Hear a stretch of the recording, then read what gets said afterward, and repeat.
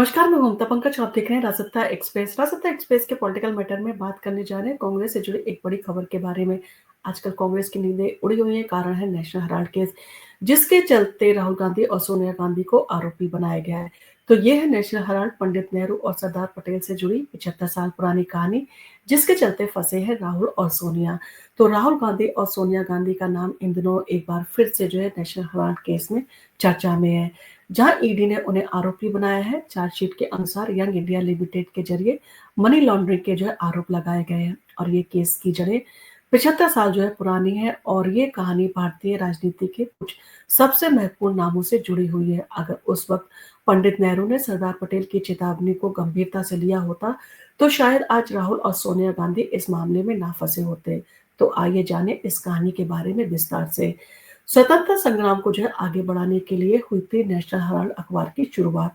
तो national Herald अखबार का प्रकाशन 9 सितंबर 1938 को हुआ था, जब पंडित नेहरू ने इसे शुरू किया था। ये अखबार स्वतंत्रता संग्राम से जुड़ा हुआ था और इसमें हजारों स्वतंत्रता सेनानियों का योगदान था। नेशनल हेराल्ड, नवजीवन हिंदी और कौमी आवाज उर्दू, तीन प्रमुख अखबार थे जो एसोसिएटेड जर्नल लिमिटेड द्वारा प्रकाशित होते थे।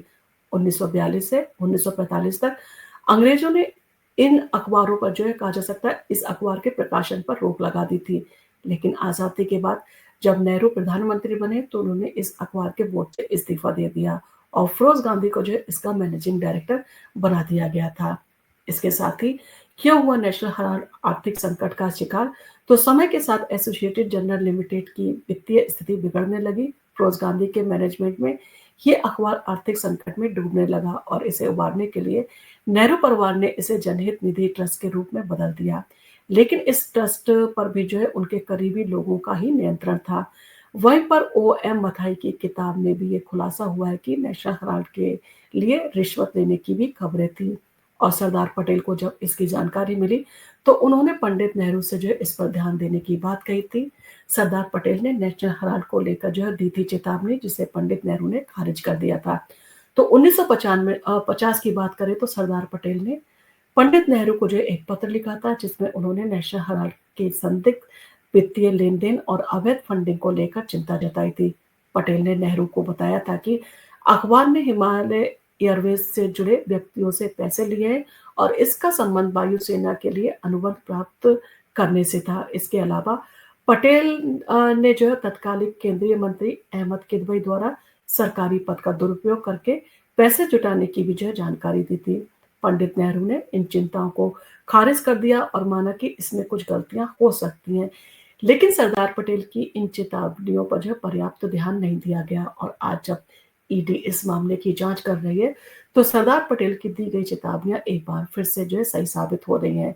सरदार पटेल की चेतावनियां नजरअंदाज करने का परिणाम जो है आज सामने है। तो सरदार पटेल की चेतावनियों को दरकिनार करने का खामियाजा आज नेशनल हेराल्ड केस के रूप में सामने आ रहा है। ईडी ने सोनिया गांधी और राहुल गांधी पर 5,000 करोड़ रुपए की संपत्ति के दुरुपयोग का आरोप लगाया है और ये मामला सीधे तौर पर यंग इंडिया लिमिटेड से जुड़ा हुआ है, जो नेशनल हेराल्ड और एसोसिएटेड जर्नल लिमिटेड का की मूल जो है वो कंपनी है। पटेल की ये चिंता जो उन्हें 1950 में जो है उन्होंने जताई थी, आज एक बड़े मनी लॉन्ड्रिंग केस में जो है बदल चुकी है। कुल मिलाकर नेशनल हेराल्ड केस न केवल कांग्रेस के लिए एक बड़ा राजनीतिक मुद्दा बन गया है, बल्कि ये भारतीय राजनीति के इतिहास का एक दिलचस्प और विवादित अध्याय भी बन गया है।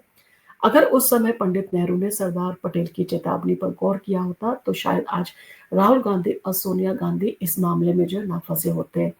भाजपा ने कांग्रेस पर जो है लगाया अपनी ही विरासत को नष्ट करने का आरोप। तो भाजपा ने जो इस मामले को लेकर सवाल उठाए हैं और आखिरकार कांग्रेस पार्टी ने नेशनल हेराल्ड को जो है क्यों बंद कर दिया, जबकि वो सत्ता में थी।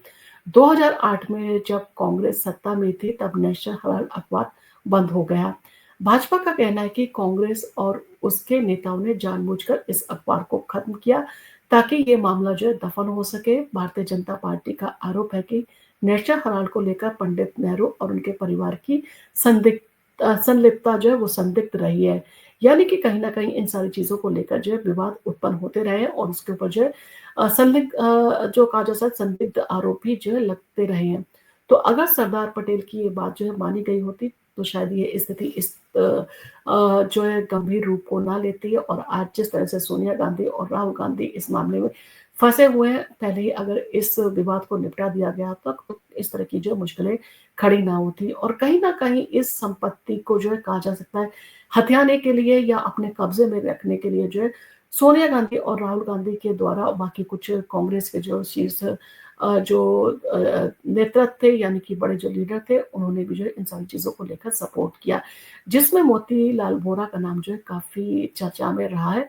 हालाँकि उनकी मृत्यु के बाद जो है उनके नाम को इन सारी चीज़ों से हटा दिया गया, लेकिन आज भी वो चर्चा में बने हुए हैं। और इन सारी चीज़ों के चलते यही जो है सवाल उठता है कि अगर अ, उस समय जो है वो अगर जवाहरलाल नेहरू ने जो है सरदार पटेल की बात को सुन लिया होता तो शायद आज इस तरह की दिक्कतों में जो है वो कांग्रेस ना फँसी होती और सोनिया गांधी और राहुल गांधी इस तरह के आरोपों का सामना ना कर रहे होते। आपका इन सारी चीज़ों को लेकर क्या कहना है? आपका जो भी कहना हो आप हमें कमेंट करके ज़रूर बताएँ। और आपको अगर हमारा वीडियो पसंद आया हो तो आप इसको लाइक कीजिए, शेयर कीजिए। और आप अगर हमारे चैनल पर पहली बार आए तो हमारे चैनल को सब्सक्राइब करना ना भूलें।